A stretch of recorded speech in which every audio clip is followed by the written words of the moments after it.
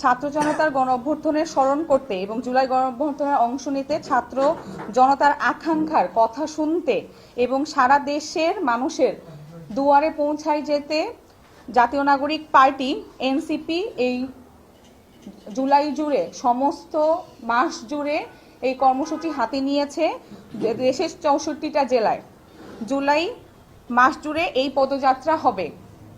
পহেলা জুলাই শহীদ আবু সাইদের কবর জিয়ারত থেকে শুরু করে রংপুরের পীরগঞ্জ থেকে এই পদযাত্রা শুরু হবে।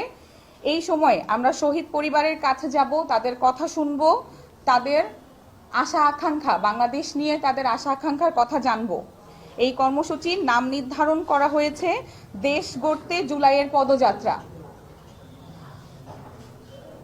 আহত শহীদ অভ্যর্থনের অংশ নিয়েছে জনগণের সাথে একত্রিত হয়ে সবাই যে আন্দোলন করেছে রংপুরের এই যাত্রা থেকে।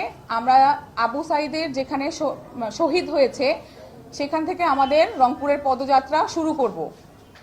এছাড়াও এনসিপিতে গোটা দেশের যারা কেন্দ্রীয় নেতৃবৃন্দ আছেন তারা সবাই এই পদযাত্রায় অংশগ্রহণ করবে। এই পদযাত্রায় অংশগ্রহণ করবে এনসিপির আহ্বায়ক নাহিদ ইসলাম, সদস্য সচিব আক্তার হোসেন, উত্তরবঙ্গের যুগ্ম মুখ্য সংগঠক সার্জিস আলম এবং দক্ষিণাঞ্চলের যুগ্ম মুখ্য সংগঠক হাসনাত আবদুল্লাহ।